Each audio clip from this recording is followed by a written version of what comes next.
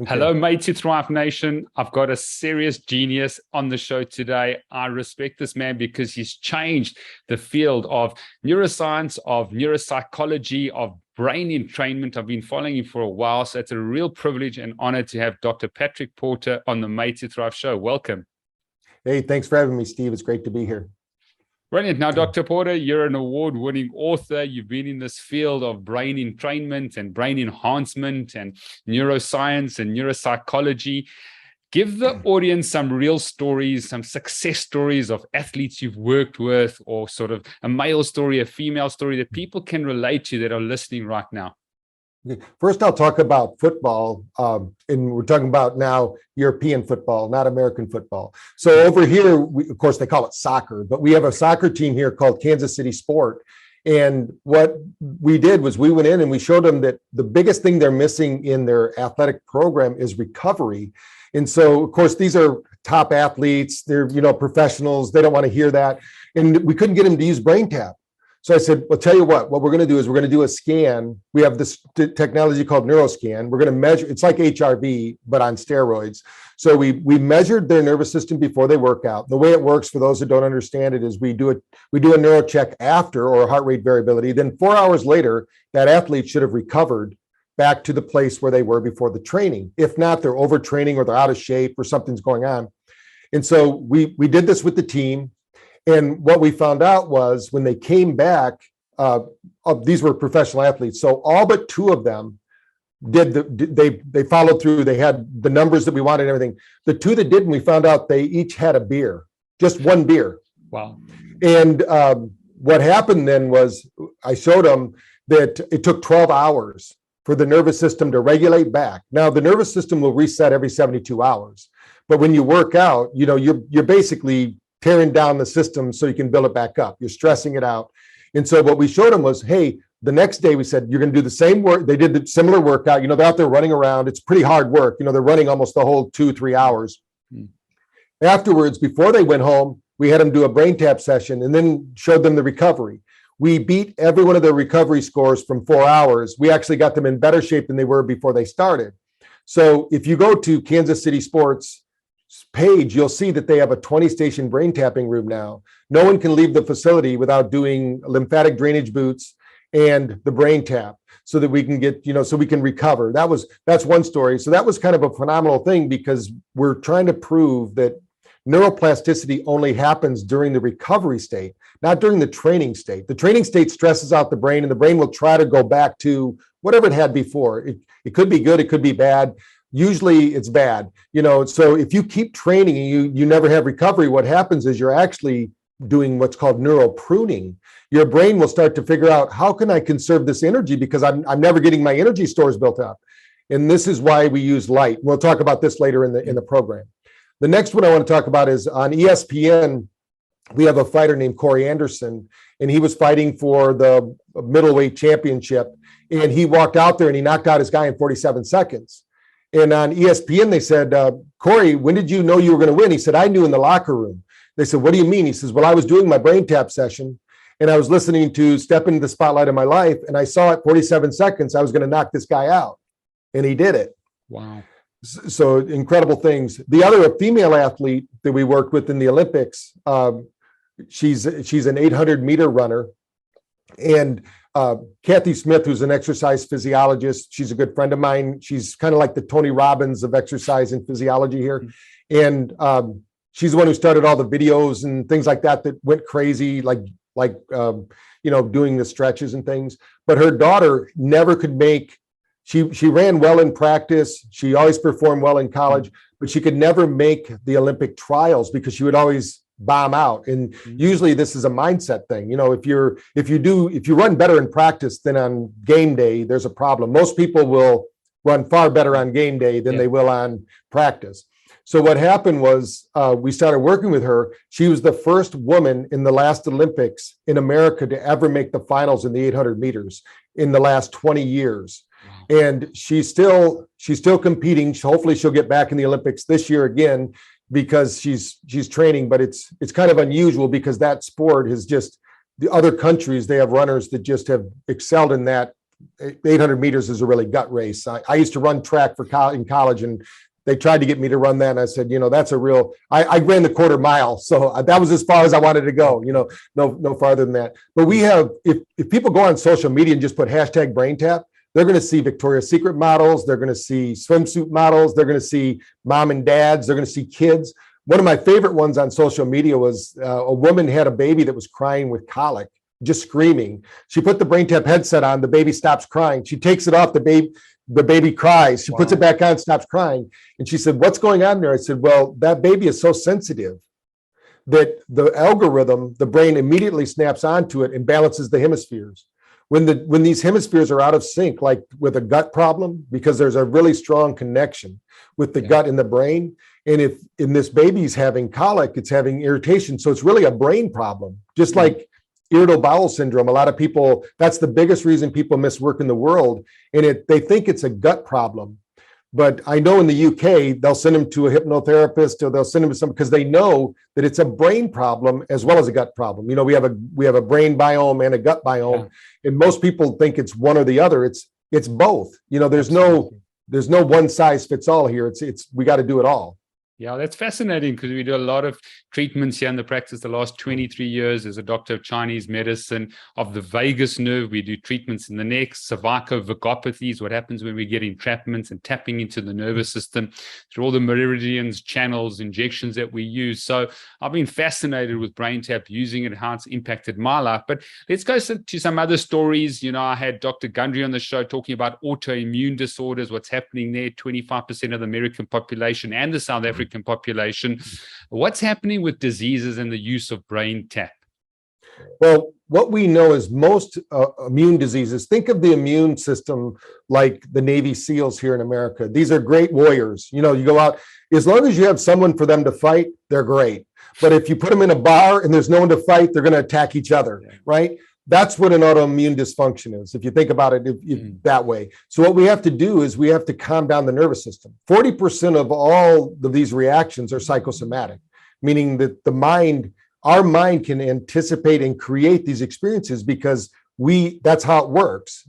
Science now shows that our thoughts can change 2,300 gene expressions, which means we can upregulate or downregulate our nervous system just by the way we think. So if you're watching, what I always tell people, if you have autoimmune, one thing you should really avoid is the news. It's over here, we have a group called the Amish. I don't know if you have them in the UK or not. So the Amish, they went and they said to the Amish, they said, how are you doing with COVID? They go, we don't have COVID here. And they said, what do you mean? Well, we don't have the news. So, it's triggering it. Now, I'm not saying that COVID isn't real. There's actually something there. But the problem is that we have a very powerful thinking immune system. It's not like this one little thing in the middle of your brain that says, oh, there's a danger, let's do it. It's actually circulating through our nervous system and our organic system. It's all the time on. I mean, our skin is one of the biggest helpers for, it's a detox system, but it's also part of our immune system. Because, and our taste is also part of that. So, and our smell is key to it. So what does COVID do? It takes away the sense of smell, so there's a lot of things, that happen in the brain. And so what I'm finding with BrainTap is when we do recovery, we want to get the body to its most optimum state so that whatever they're doing, if you're doing some kind of natural things, like we talked a little earlier about peptides and things off the air and things like that, these are all things that are going to enhance the biological system. So my philosophy is this: you have to first start with nutrition, because you can't outthink a bad diet. You can't, unless you're Saint Germain and you have this alchemistic power that transforms sugar into, healthy foods, you've got to eat right. So then number two, we've got to move and breathe. We got to get our nervous system going.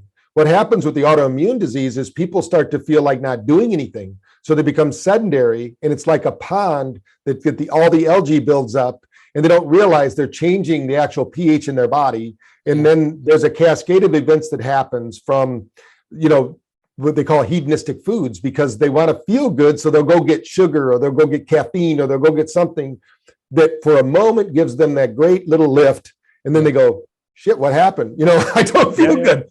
And then the third phase, I think that we say you can do yoga, Tai Chi, dancing, whatever. And by the way, we are very strong in the vagus nerve. The reason that we have the ear lights, that we'll talk about a little bit later, those all change every 2 minutes, a different Noget frequency that's actually triggering through vibration. So we're activating in a very low way the vagus nerve. There are vagus stimulators that I like a lot better, but that's one of the reasons we did that. But then, yeah, brain fitness is key because there's a lot of ways to do that too. Breath work is one great way. We just published 3 papers with Ames Bhopal, which is it's the All Indian Institute of Medical Sciences. I work a lot with them, and my background is because my dad was a Silva instructor, and I learned this very early.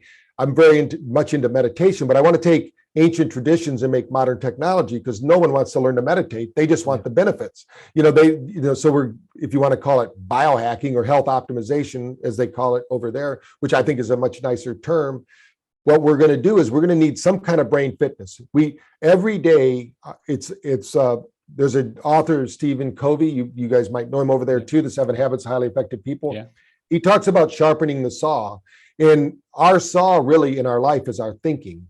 If we let the world beat us down and believe the reality that they're trying to portray to us, because the news, this is a great story. When I was traveling with my one book, Awaken the Genius, we got the best new self-help book of the year in 1994, so it's ancient history now. But when I was traveling with that, I was being interviewed in Tucson, Arizona, and the guy interviewing me said, after we were done, we were talking off the air, and he says, we started an all positive network. And I said, wow, that's interesting. Why'd you do that? He said, well, here in Tucson, there's a little mountain there. He said a bus driver saved the lives of 53 students, and it didn't make the news. And I said, really? He goes, yeah, nobody died. He said, if that bus would have went over the cliff, that bus driver would have been questioned, people would have been, there would have been hell to pay, but because it didn't, but what they found was they couldn't get enough viewers to watch the positive news. Yeah. So we need to really, one of the things that I believe, and there's an old song, accentuate the positive, eliminate the negative, as simple as that sounds, we need to maintenance our mind. If not, something else or someone else will. And that's where I think the brain fitness comes in, because, even mom, dad, brothers, teachers, preachers, they had our best intentions in mind, but sooner or later, we got to own up to what we're thinking. And unfortunately, the statistics are pretty sad. They say we have about 80,000 thoughts a day and 60,000 more negative. And this is part of our genetic inheritance. If you think about it, these bodies, when you talk about South Africa, these bodies were designed to be on the Serengeti. And just as an example for the listeners, 2 o'clock every day, your temperature drops 2 degrees everywhere in the world, every person. This is when your body resets. Now, if you think about the Serengeti, what happens at 2 o'clock in the afternoon? Everybody's taking a nap. The lions are sleeping, the zebras are sleeping, there's no worries, everybody's calm. But our bodies, and then at night, what happens is every night at 2 o'clock, you raise in temperature 2 degrees. This is why if you're not sleeping deep, you wake up. And you go, damn, why am I up at 2:30, 3 o'clock? It happens to everyone, but most people just sleep through it. But the people that aren't sleeping well, they wake up. This is because we are biological beings tuned to the light of our sun. The sun is is basically like Superman gets his power from the sun, so do we. It's not exclusive. One of the most underprescribed nutrients that our body needs is light. Yeah. And our brain needs it. So what we need to do is figure out this brain fitness model, provide it the nutrients. Now I'm talking about supplementation or peptides or whatever you need to activate the brain, but also we need to get outside, do some grounding, release the energy. What we find too with brain fitness is we collect energy all day long. So for those that understand electronic circuitry, there's something called a capacitor. A capacitor holds a charge, and then at a preset point discharges. Well, that's our nervous system. But what happens to most people is they don't discharge by exercising, eating healthy, doing positive things. They discharge by doing drugs, escapism, but you're going to discharge. And if you get pulled over by the police officer, you're not going to blow up at him. You're going to go home to your family and blow up on them because they're going to love you and take you back, hopefully, unless you do it too often, then they're going to say, Dad, you're out of here. We don't want you anymore. So the idea is that we need to maintenance this because we're electrical beings. In fact, now the evidence shows that we are biophotic beings.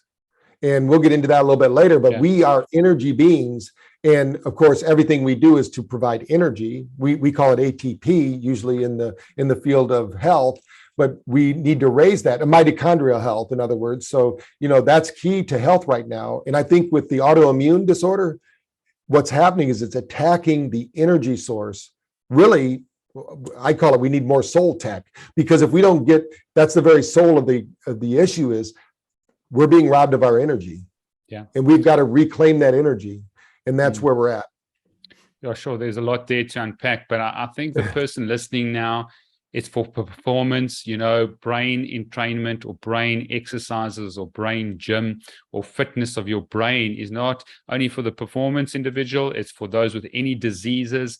South Africa is the second most stressful country to live in the world, according to Bloomberg. So we're going to talk about stress and, brain entrainment. But I think the person and the audience and the viewers on YouTube need to understand that brain recovery and brain exercise entrainment is for everyone. Is that correct? Yes. I mean, again, just as I stated earlier, everyone is either going forward with brain function or going backwards. Nothing is going to stay the same in the physical universe. We either have atrophy or we have improvement. So everyone's running their own Olympics, even the woman out getting groceries, she's got to pick up things. She's got to stay healthy. And most people would say, hey, at the end of the day, when we're talking about stress, what happens, when we've monitored people's brains, and we've been fortunate enough to have equipment where we've done about 30,000 brain scans over the last 10 years. And what we've noticed is, and we'll maybe talk about brain waves and how important they are for stress reduction, but there's one brain wave that most people never talk about, is called delta, which is deep sleep. And there's a few key points why we need to get deep sleep. But the unfortunate thing is most people are running around with their brain in a deep sleep state. Now, how do you know that's happening to you? You could get your brain scanned, or you could do this. When you come home at night and you've worked all day and you've used coffee, tea, or chocolate, or whatever you needed to keep yourself going, you get home, you turn on the TV and you pass out. Then you have dinner, you pass out. You have probably a dysfunctional brain that is high delta. And that's a couple reasons. Mainly, the main reason we find is inflammation. And this could be from a lot of different reasons, and it could also be from a traumatic brain injury that you didn't even remember having. And you don't have to be an Olympic athlete or a pro soccer player or football player to have a concussion. You can get a concussion just naturally. They say that we have about anywhere between 3,000 to 4,000 concussions before we're 5 years old, but we're resilient, right?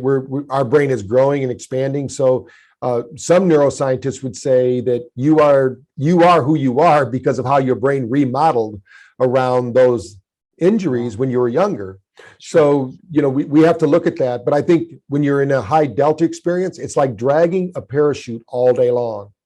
And if you're dragging that parachute, yeah, you can get through it. You can basically use biologics to keep yourself going. But then at the end of the day, that neurohormonal system will give out. That's when you get adrenal fatigue, you start losing pancreas, your insulin levels don't stay right. And that's just a cascade to failure. And the liver, even though it sometimes is the last to go, it's doing a lot of work, because stress, your liver will produce enough sugar from one stressful event that it's more than a candy bar. And that's not without eating candy. So if you can, I know a lot of people that I'll see as clients, and when I don't have a private practice anymore, but when I did, they'd come in and go, I can't believe I've got diabetes. I don't eat sugar. And I said, but look at your stress index. Yeah. You're basically producing your own sugar and you don't realize it. Yeah. So let just explain what brain entrainment is, or brain exercise, or brain gym are, and maybe go through all the different waves, the brain waves, because I think that's important, from the betas to the alphas to the gammas, the thetas, and then I think that'll be good for the audience. Okay, let's start where we're at right now, or where most people should be at while they're listening to us. And when I'm mentioning this, is all brain waves are necessary. There's no villain in the brainwave. It's just, what do you do? So think of brainwaves like Wi-Fi networks that are healthy. They're instructing the body what to do. And I'll give you just a highlight of each of them. So we're in beta right now. Beta is the reactionary mind. So we need this to react to information. We don't do any processing. Basically, that's when our intuition is it's hardwired in. We don't stop and think because we're reacting. That's why if somebody is in high beta, they become very reactionary. You say blue and they say, that's not blue, that's sky blue, or something like, there are people like that, and so that beta brain is necessary because we couldn't drive a car, we couldn't play sports, these are all things that we need in life. But if we get too locked into beta, then what happens is we start to pattern, and we call it neurological lock. It's also, you can think of it as a special forces kind of brain. When somebody has PTSD, or a special forces brain, they're always on red alert. Everything's a danger. And this is part of our primitive brain. Imagine 200,000 years ago, you're just having a great walk with your girlfriend, and all of a sudden a saber-toothed tiger shows up and eats her, and so that's in our genetic memory. So we call it the reticular activating system, or the default mode network.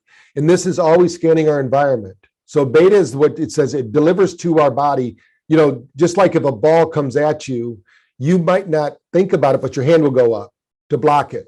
Even if somebody had a machete and they went at your head, and you wouldn't think about it cutting off your arm, you would block it, because the reasoning is out the window. It's just a reaction. That's also where dopamine happens. So when you think of all dopamine addictions, which is most addictions, we like alcohol, drugs, pornography, all these things, those are dopamine, and dopamine's an exciter. Yeah. So you get a little buzz, right? And for those going, oh man, that's bad, those people have it. If you have a cell phone right now and you look at it like the average person 300 times a day, you have a dopamine problem.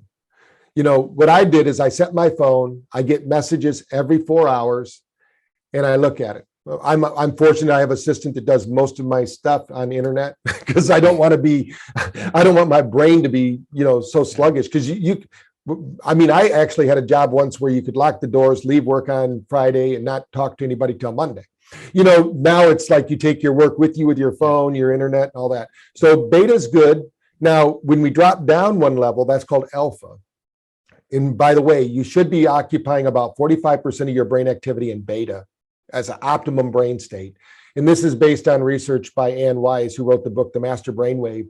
She was our research person at Light and Sound Research back in the 80s and 90s. And she's passed away now, but she went around the world measuring brains. And we find that that's pretty much true. We find that to be accurate. Your alpha brain we call this the intuitive mind. So if you think about it, there's a part of the brain called the hippocampus. This part of the brain, for those that aren't neuroscientists, this is the part that takes short-term memories and stores them as long-term memories. Under stress, though, this is the part of the brain that gets blood flow restriction. It gets lack of oxygen. So that means the information doesn't arrive. So we've all had the experience before we've trained ourselves that maybe we're going to go give a talk or we're going to go do an activity, and we haven't perfected it. We're just still learning it. But they go, hey, why don't you get up in front of the group and show us what it's all about? And we didn't prepare, and we get up there and we're a little nervous. Well, as soon as that nervous energy starts happening, that part of our brain that's collecting all that data, that's the hippocampus, it slowed down. So if that data arrives there just a nanosecond late, the brain goes, that information's not present, omit it. Because the brain is an energy hog, and it's always looking for ways to down-regulate energy flow. So what happens there is, if we're relaxed, though, and we've practiced it, and it's part of our nature, we don't get nervous. The blood flows great to the brain. All that information flows. The alpha brain is also super important for something called Now, there's 54 neurotransmitters. I'm not going to go through all of them, but this one, alpha, would stimulate acetylcholine. So to give you an idea, the brain, every cell of your body is always oscillating and vibrating with its environment. In fact, they also know that the environment changes our genetic information, changes our epigenetics. So one example would be, we go to the ocean and we sit down next to the ocean, we're listening to the waves, the sun shining, and we get relaxed and we're just feeling really good. This is because our brain is resonating with that body of water. That water resonates at 10 hertz frequency. So what happens is our brain matches that frequency, and now our brain starts to create acetylcholine. So when somebody says, I love the ocean, there's been a transference that happened. Another example is when we were first building our first light and sound machine, which was called the MC Square, we looked at a candle, because a lot of people will meditate to a candle. They'll put a candle there and they'll meditate. Almost every holy shrine or church. I was Catholic, so we always had candles. You burn a candle for people that passed away, but that candle flickers at 10 hertz frequency. Wow. So that's part of the technology they used in ancient times. So what happens if, let's say, you and a sweetheart are sitting around the fire and you get a little frisky? That's because you've created an environment. The setting is so important. So now the mood, like some people say, I got to set the mood. What do I need? Candles, flowers, all these things. This is the intuitive brain that's doing it, because what the brain does is takes the information in and says, what is this all about? And starts to project into the future. So if they like you, they'll start thinking in the physiological state, what's next? Our brain is always trying to predict the future.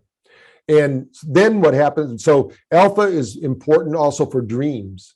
As we come out of dreams, it helps us to interpret those dreams. Some don't make sense, but sometimes we get insights or we'll get clarity about something. Now, the next brainwave is the one that most adults in the world are missing. It's called theta. Wow. By the way, before we get onto theta, is something interesting. As you're speaking, there's just so many things that are popping in my mind. But I've just been in Cyprus. My parents live there, and we spend so much time at the beach, and we spend so much time in the sea and so much time in the sun. The weather was gorgeous. My daughter of 6 just loves it. She's a different person. My sleep scores on my aura improve when I'm in the sea. Just that frequency, because everything's resonating at a frequency. Now that's changing alpha. And that's why the sleep's improving, the well-being's improving, just the feelings of sort of, this oxytocin is being released. Is that what's happening when you just change the environment to that degree? Yeah. What's happening if you stay in a beta state, like you're staying in the city, which most cities operate around 15 to 22 cycles. That's why their nervous energy, like going into London or something like that, or New York City or something, you're like, what's going on? What's going on? In your body, the cell danger response happens. And it's like stuffing out a fire, that mitochondria. But when you're in an open space, now you've got energy flow, you're relaxed, and you're not, when you're in that, like almost like balled up like a baby or something like that, when you're in the high beta, you don't have that flow and the energy builds up. When you're in alpha, especially when you're in the ocean, you're grounding. The best way to ground is in salt water. I mean, we're like batteries. So now you've got this connectiveness to the ocean. I mean, I live next to the ocean here. So that's one of the best ways to ground and to do it. So yeah, you're in the right place. And, that's why people want to go, they go on these vacations, they'll spend all this money to go to these places like Cyprus or Hawaii or Southern California or wherever they want to go, or our beach here, Atlantic Beach. People will go there, they'll spend the whole day there, just sitting out, baking in the sun, just because of the payoff. Yeah. And then what happens is now that brainwave is it's not too bad. It's from about 12 cycles to 15 cycles, depending upon the books you read. But then when you get to theta is the one that most adults are missing. The reason that they're missing it and why 2/3 of the world isn't sleeping is theta. It's not delta. Theta is the one that produces GABA. GABA is a precursor for DMT. So DMT they call it the God molecule, because a lot of people, when they've signaled that during death, that's when you have the greatest release of DMT in the body. So but what happens is that helps you to dream. And we have a natural propensity to want to escape this physical reality, because there's all the rules, all the regulations. So when you lay in bed, if you lay in bed and all you do is ruminate about all the problems, then the brain can't get into that. We call it the inventive state. So when you get into theta, that's where all the great inventors, from Edison, Einstein, Tesla, all these people, even Elon Musk probably, all these people, they are able to go into this realm that's basically an infinite realm of possibility. There's no restrictions there. That's when people say, I had a dream, I was flying, and all of these things. And by the way, if you've ever had a dream where you were stuck in it and you didn't feel like you could get out of it, and then you finally did, you were in delta. So we'll talk about that in a minute. So theta is when you get the release from that dream, and you go, I'm glad that's over. But that dream only lasted 7 seconds, the average dream. So when you start getting deeper into alpha and theta, there is no time. The time domain that we play in beta, time only happens there. Also, when you get into alpha and theta, you have more control over pain. Like when I went through painless surgery where they did a shoulder surgery with no anesthetic. They just took a piece of my collarbone, put it over here with a screw through it. And my dad trained me through the Silva method to go into a pain-free state, and they did the surgery. And I've taught a lot of people over the years to do that because we are far more powerful than people have told us about. But we have to have the training. You just can't, the day of the surgery, you can go, hey, teach me how to do that. Yeah. You've got, it's kind of like if you wanted a pro footballer to go out there the day of the game, they've never practiced, they've never seen, exactly. Like Ted Lasso, the show, they brought in a guy from American football to teach soccer. It's hilarious because of all the quirks that he doesn't know. So that's what happens to us. So theta is very hard to train to because a lot of people talk about it on the internet, but I've only seen it in a very few people. And I've got to measure gurus' brains, and some of them don't get to theta. So a lot of people will say, I'm getting to theta, I'm so deep. I've only had 3 people in the history of time beat the BrainTap in depth of meditation and length of time. And these were gurus in India. That's what they do. I mean, they spend their whole day meditating. Most people, they have a monkey mind and they're going crazy. They stay in high beta. That's why they don't meditate. Only 5% of the world meditates after they've learned how, because it's too hard for them because that beta brain. Now, delta is really necessary. That's our sleep state we think of, but it's also where we rest, digest, and all those things. It's when our body does all the really work. It's where our brain processes all those daily memories, categorizes, organizes them, puts them into an efficient way for us to access them in the days to come. If we don't get that deep sleep too, there's a part of the body in 2016, there's a magazine called American Scientific. And for those looking it up, page 45, you can go there and there's a article there that says, the science has now found that we have a new system in the body. Now, that's impossible, right? Our physiology didn't change overnight. It's always been there. But they never measured or they never looked at the glial lymphomic system or the lymph system while somebody was sleeping. As soon as they did, because if you go to before 2015, there's no physiology book that has the lymph system going beyond the shoulders. But now they've changed that because they know when you reach level 4 sleep, this glial lymphomic system that cleans the brain. So what happens during sleep is the spinal fluid washes over the brain, and that's what detoxes. So every night your brain shrinks about 3/4 of an inch from detoxing. That's why in the morning I always recommend getting up, drinking at least 20 ounces of water with some kind of mineral salt, because we need to hydrate. We dehydrate the brain. But that sleep cycle, that's where serotonin comes in. So if you're not getting the deep sleep, then you're not getting the serotonin you need. And of course, what do they do in the pharmaceutical industry is they think they can give you serotonin. Yeah. The reality is that they can never give you enough. One good night's sleep is about $30,000 worth of serotonin. So you can just get enough. So we have the world's greatest pharmacy between our ears. We just have to activate it. We can activate it, any one of those 30,000 neurochemicals with the right thought, with the right condition, with the right environment. But you can't just do it, you got to practice it. That's where brain fitness comes in. Now, the one that's the newest kid on the block that people are talking about is gamma. And gamma is important. We now know, they used to think it was a schizophrenic state because we didn't know what it was. And, there's very few people that had it. What we're finding now is that captains of industry, great sports people, when you're in that zone, when somebody's in the zone and they're just doing what they do right, and they're, for example, my brother-in-law is like one of the top maxillofacial surgeons in Scottsdale, and I wanted to measure his brain to see what would happen. And of course, I couldn't go into his surgery and have him hooked up with a device called the Wavi. But what happened was I had him imagine he was doing one of his surgeries that day. His gamma spiked. Wow. And most people will have 1 to 2% of their brain in gamma. While he was doing his surgery, it went up to as much as 45%. Now, we've also seen, most people know about like Reiki or energy medicine. And a lot of people think, oh, that's just hogwash. That's just mumbo jumbo. But those people that really are good, that people can feel it. And I'm going to explain here in just a moment why that is. But they are also in high gamma. A creative artist, professional athletes, we find a lot of gamma. So think of it as a heightened state of theta, but you're acting. You can act in that state. You can participate.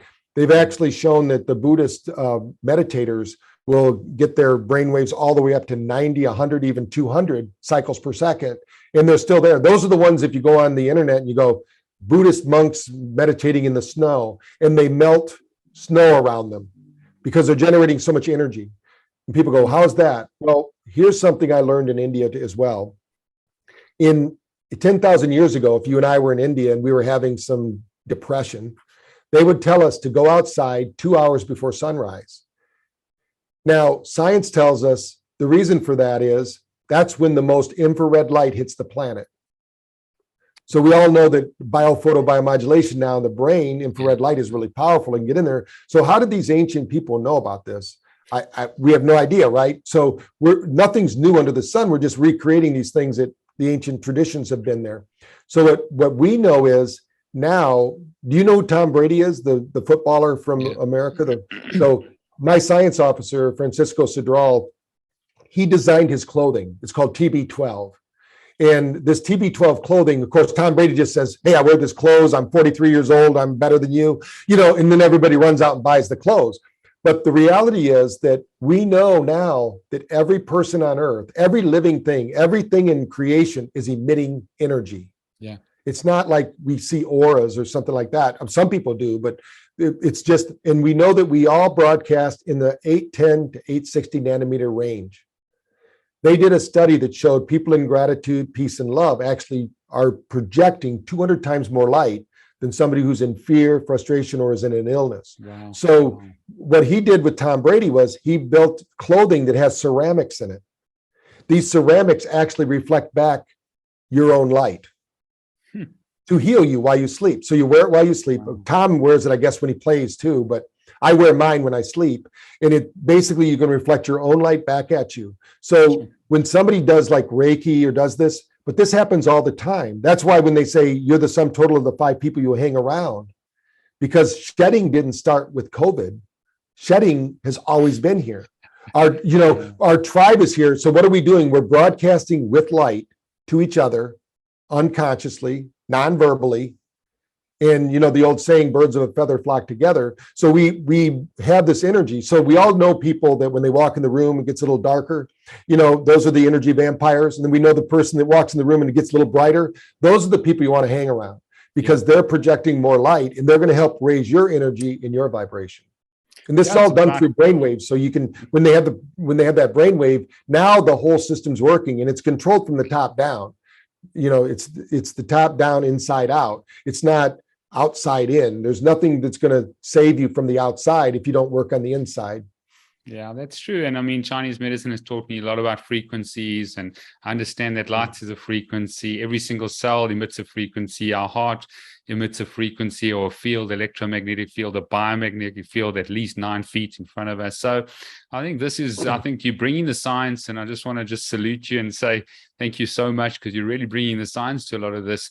I do want to talk about BrainTap, and maybe you can sort of briefly what brain sort of entrainment is, but I do want to talk about BrainTap in terms of the audio as well as the lights. I've used binaural beats. I've used a lot of sound. I found the lights and the headset was a game changer personally in terms of my feeling and my intuition, my discernment, my sleep, my auraing changes, my biochemical changes, just the way I felt, with the BrainTap. So maybe just summarize entrainment or fitness, how people can do that. And then about the BrainTap from its audio and from the light perspective. Okay, so let's start first is why light in the eyes? A lot of people say, why you have this? We call it frequency following response. It's actually a science. So why do that? Well, your vision, your eyes actually are 30% of your hearing. Okay. Most people don't know that. So 30% of your hearing. So when you put this, so I just want to show people that people might look, you see these sensors. Let me just put this on this way like this. Yeah. The sensors. So there's lights. Yeah. We'll talk about the lights in the ears too. So when you're here, you're wearing it. The lights in the eyes, and I'll talk about the lights in the ears in a minute. But if you've ever been to a lecture and you were there in the lecture hall, you're listening, but you can't hear them. So you change your position. Now you see them. Now you hear them.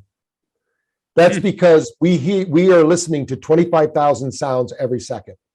Yeah.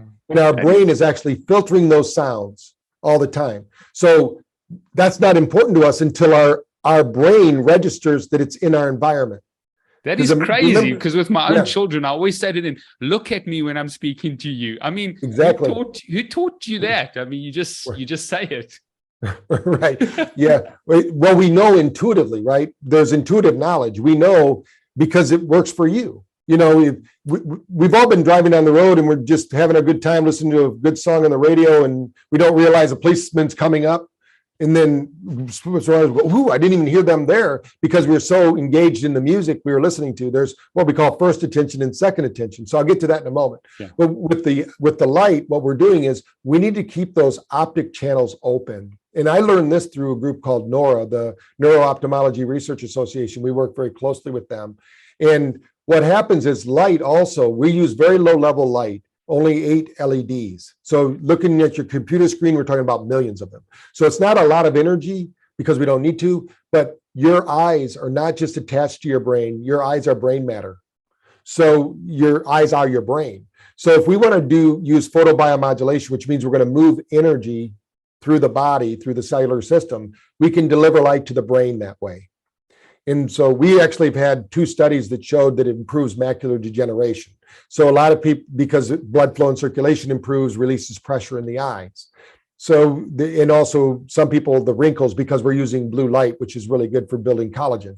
So but that's not the reason for it. The whole reason is to mimic the frequency of the brain. So if you and I, Steve, were in a spaceship and we were heading toward Earth, we would be able to measure the frequency of the Earth.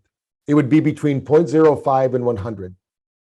And if we were near a volcano going off, it'd be closer to 100. If if there are dead zones on the planet, where there's no life, nothing happens there, there's no energy, that's a 0.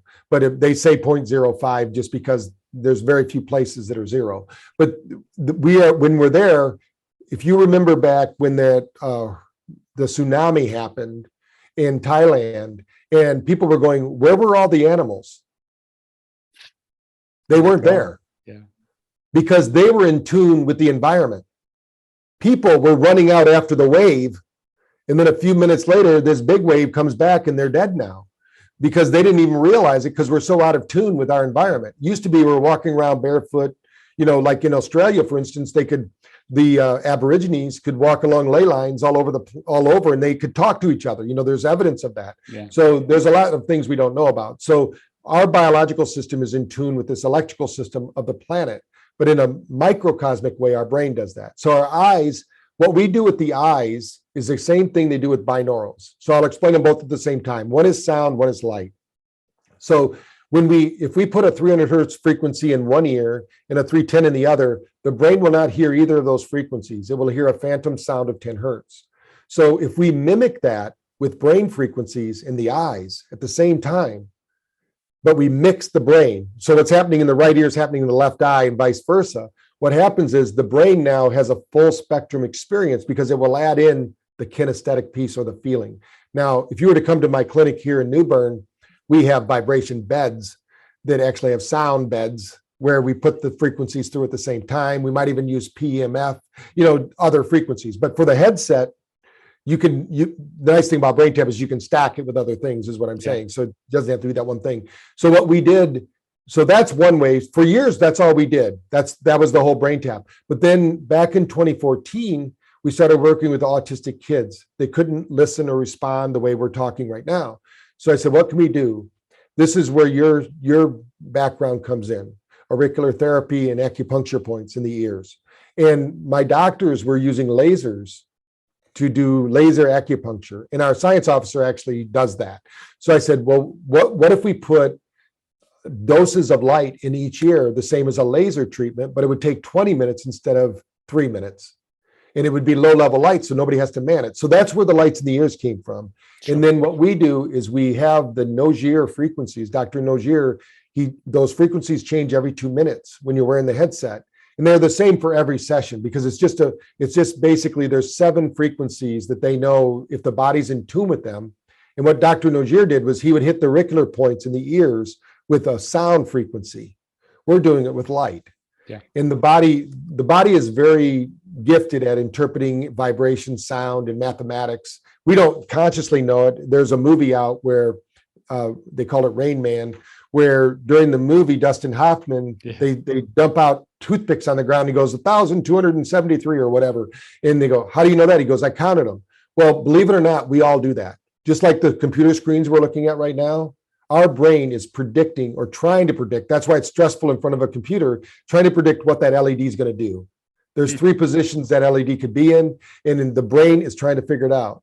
But that's why if you've ever done, we've done brain scans on gamers, even though they think they're relaxing, their brain looks like a heroin addict after about 4 hours of playing these video games, because it's so destructive to the brain. That's why you got to get up, get away from it for a while, or like I have little protective things in front of me for the EMF and all that, because it's giving off frequencies, right? Yeah.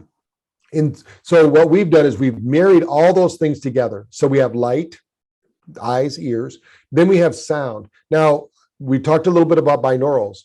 Now, not everybody has perfect hearing. In order for a binaural beat to work perfectly, flawlessly, you have to have perfectly matched hearing. Just like to have cognition, you have to have perfectly matched frontal lobes. You have to have about 10.1 volt frequency in the, energy in the brain. But if it's off just a little bit, you're going to start getting dementia, Alzheimer's. The same thing's true with your hearing. That's why when people start to get poor hearing, it's usually one ear, then the other, and it's usually never both ears at the same time, and not at the same rate. So what I found out was if I layered in isochronic tones that match that frequency, and this is something that the Silva method did years ago. So we basically have a layer of isochronic tones, a layer of these binaural beats. These are, and then we put in solfeggio frequencies to each session. We don't advertise that because a lot of people wouldn't understand it, but we want to activate different regions of the brain. Every session has to be different. When we talk about neural fitness, if you listen to the same session more than 3 times in a row, it'll have a diminishing return. So that's why when somebody says, why do you have 2,000 sessions? Because we have to have enough variety for each series that people will continue to get brain function. For instance, like we have one with Napoleon Hill, Think and Grow Rich, there's 17 sessions. Each one of those 17 sessions in that bundle are encoded differently to take them to theta and bring them back out into alpha. And this creates what's called hypermnesia or super memory states. So we're creating, so that's what the brain's for. When we did our study for pain-free states, we did deep theta and deep delta because we wanted to activate more of our own body's natural analgesia. So there's different things the brain can do during different frequencies. Now, we also added in music. There's something in the world called the Mozart effect. It's been very well documented. We can just play music in the background of this classical Baroque type music or this new age music, and the brain just simply works better. You don't have to teach a student to learn better, to do anything better. You just play that in the background. So in fact, I encourage this for parents that their child isn't sleeping well. Put this music in the bedroom just low enough that they can hear it, not overbearing, and they'll start to find that after about 2 or 3 nights, their child will be sleeping because it synchronizes the brain. Doesn't have anything to do with you consciously wanting to do it. It's just the way that the brain works, because the brain is always, we live in a synchronistic universe. And one great example is on YouTube, where they took metronomes. They started about 200 metronomes at all different times. Within 3 to 4 minutes, every time they will synchronize. They did this with grandfather clocks, 2 to 3 minutes, they synchronize. So our brain does the same thing. It takes about 2 to 3 minutes. So every session that we have at BrainTap, the first 2 to 4 minutes, depending upon the session, we're going to do a synchronization training because we want to retrain the brain back to its, we got out of that because we use our right hands or left hands all the time. We're not doing martial arts, or we're not doing things that activate both hemispheres. These are all things that put us out of coherence. So we put that all together. And then we've added on top of that, now we have about 600 sessions that have no words. So if somebody's out there going, I don't want anybody talking to me, but I want to tell you why you want somebody to talk to you.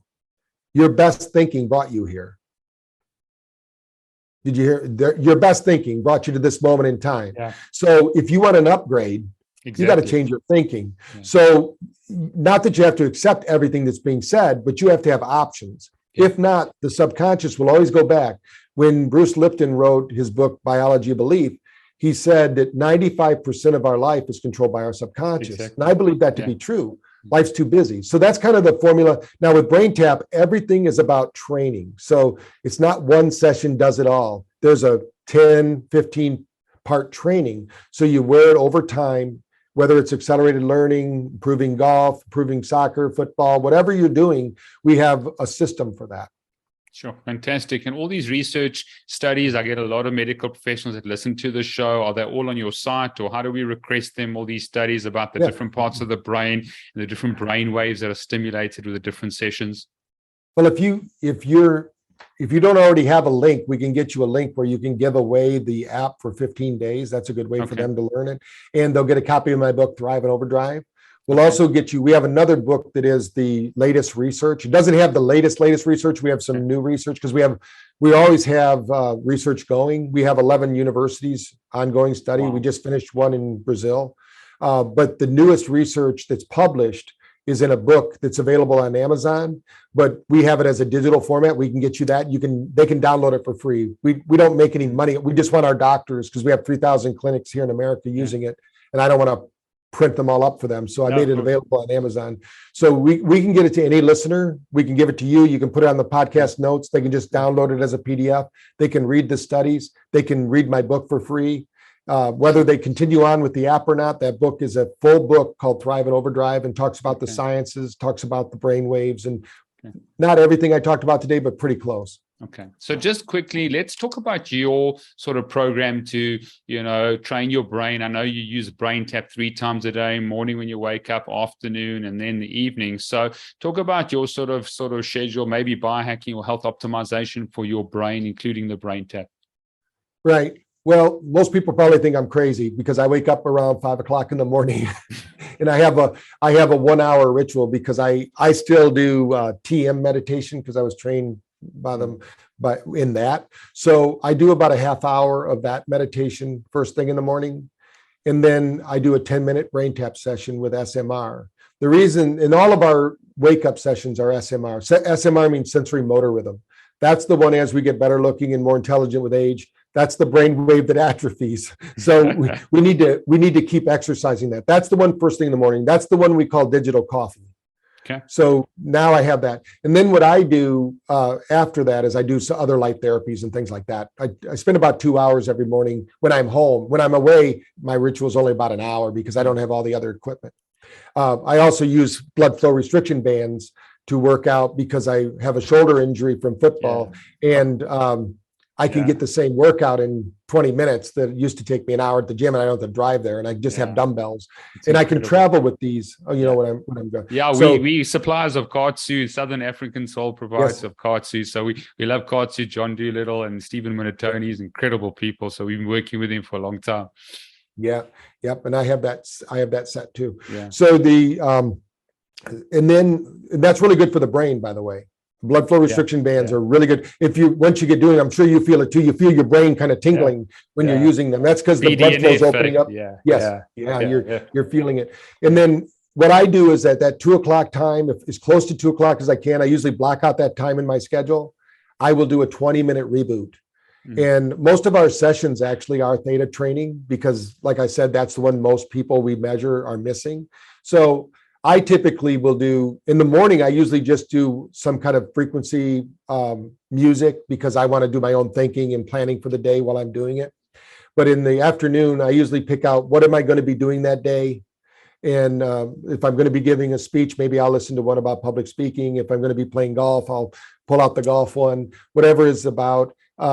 I also have some that I just made for myself because I'm kind of a little crazy. I'm also the dean of brain-based medicine at Quantum University. So we do a lot of quantum energy stuff. So ones that aren't available on the menu that I can make for myself because it's my technology so I'll do some of those things. But in the evening, depending, when I'm out of town, I always do an evening session. One to put me to sleep, because I've probably been at a trade show, stressed out. People have been pulling at me from every different direction. And I want to be present in the morning. And usually when you're on the road, you don't get as much sleep. I do best if I have 6.5 to 7 hours sleep. My Oura ring will be 93, 94. If I drop below, I actually did a talk the other weekend where I showed when I traveled across the country, the neuroscan has a number from 0 to 100. I was down to a 14, but by the end of the day, I was back at 100. So, and I showed them how light therapy and BrainTap get your body. But if you don't do that when you travel, it takes 3 to 4 days. Sure. So, because we've done those studies. So there's different things that I do. So when I'm at a trade show, I usually will do sometimes 4 sessions a day. Because when the people are in doing their talks and, you're giving all your energy away when you're talking to people, then I'll say, you know what, I'm just going to do a session. And I usually don't eat. I usually do only 2 meals a day, but I do a lot of supplements. So you could consider those meals, or doing like a little bit of protein or something like that. But it's always in the morning, it's usually always plant-based, not something that's going to take a long time to digest. And I usually eat within an 8-hour window. Brilliant. So that's what's key for me. So good. So maybe you can just give a message of hope for people. I tell you, on the 26th of March, 2020, when I first day of lockdown, I came to the practice here. I was essential services.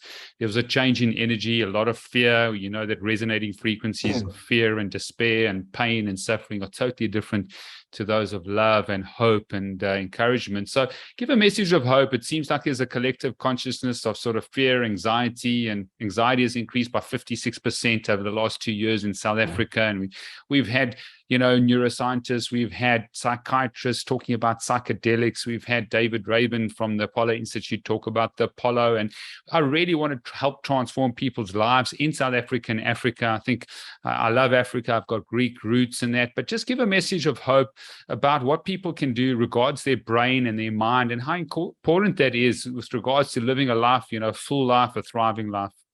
Yeah. Well, I think one thing is that we are far more capable than we've been taught or believe. We have to take back our power of choice and start doing things, and don't turn over your power to a pill, a potion, or a bottle.